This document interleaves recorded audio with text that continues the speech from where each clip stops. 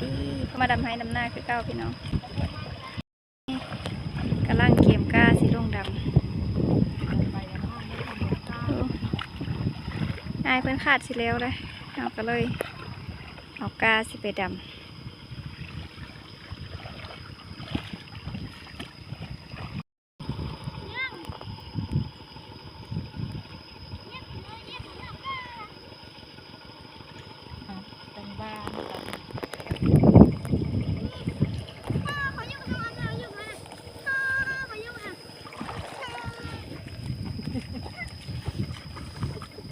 ไม่ขาดหาบกาพายุ มันก็หาบได้เลย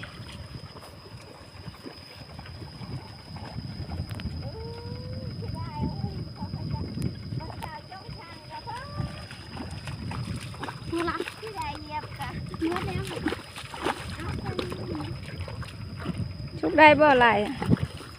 เต่งเอาไปพี่โฮกันเต่งเอาไปก็พี่อยู่ในโฮกันได้มันตัดปีกเลยนะมันตายมันปีกแล้วมันก็โตตัวนี้พอดีคาดแล้วพอดีที่เก็บลงดำมานี่ให้หน้าประมาณนี้เลย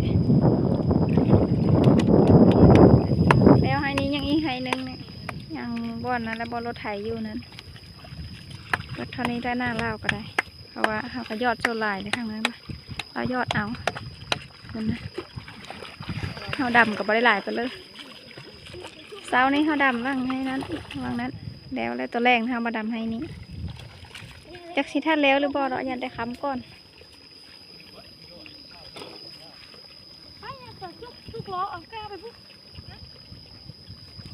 ผู้นี้เอาใส่คู่ผู้นี้นะ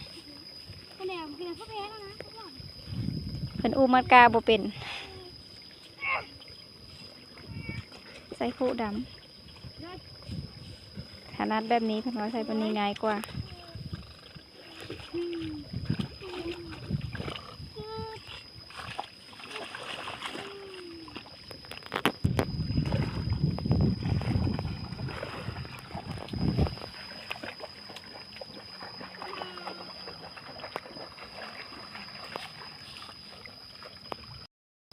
คุณนั้นหาบกาพู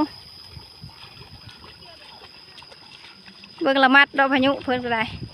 ไปน้ำปลาเพิ่นในหิ้วคู่อย่างก่อน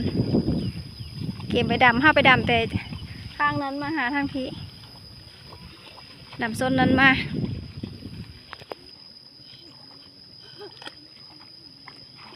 ไปเอาอีบ่ป่งเลยไปหาไปเลยไปหนแต่ทางพ้นมา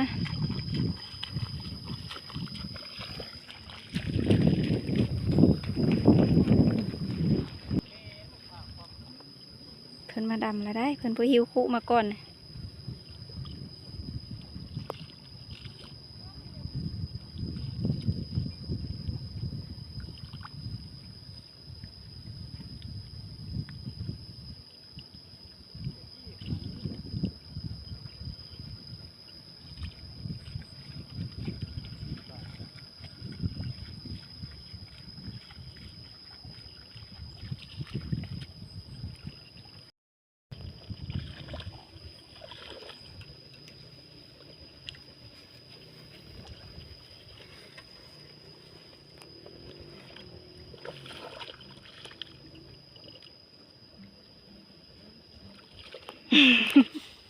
คู่ความตังหัวอยู่แล้วมันหนักกาเธอกาอะไร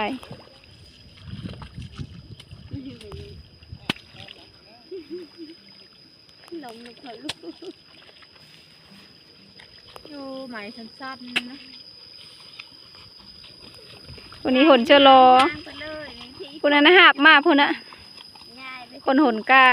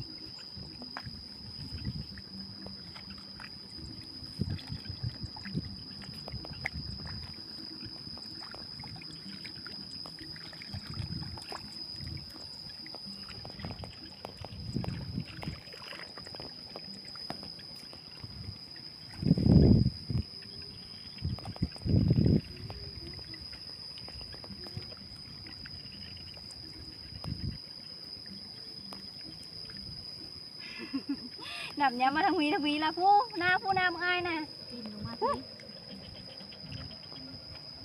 ขาดกันตั้ง แค่ลิขิตตมจมูกยู เจอหลายยังพออีโคตร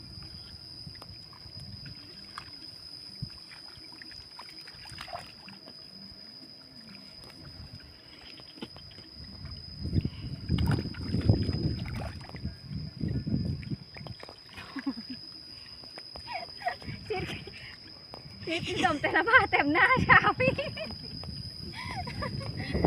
มากพี่ ทักเลยพายุอ่ะ มาดูเอาเนี่ยเอา จะลิแต่ละผ้าเต็มหน้าสาวนะตมทั้ง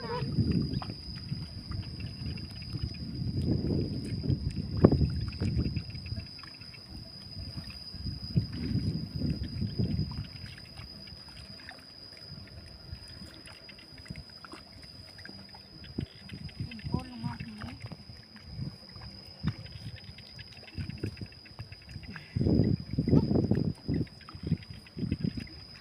ขาดอยู่แน่เลย นี่มันบูอ่อนเลย ตั้งหัน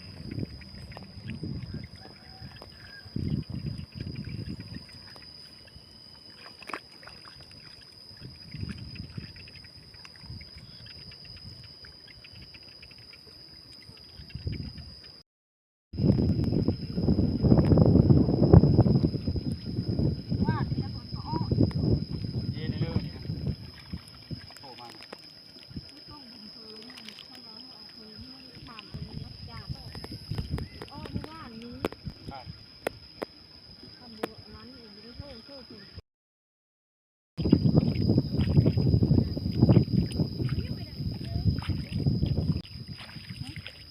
จะถ่ายเธอปะ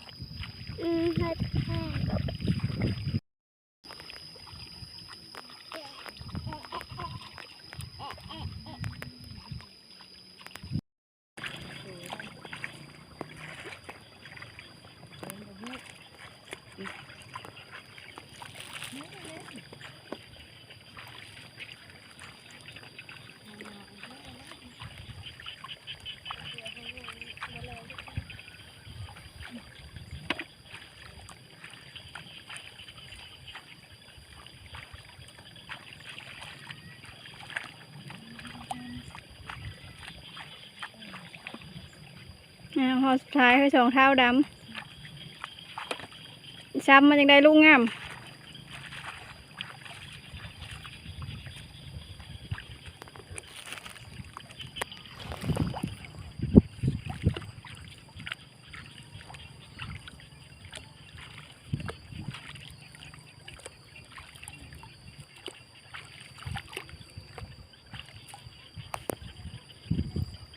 สุดท้ายท้ายสุดสำเร็จเสร็จสิ้นเฮอนี่กับบันนี้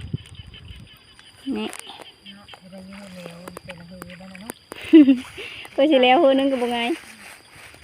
เดี๋ยวแล้ว เ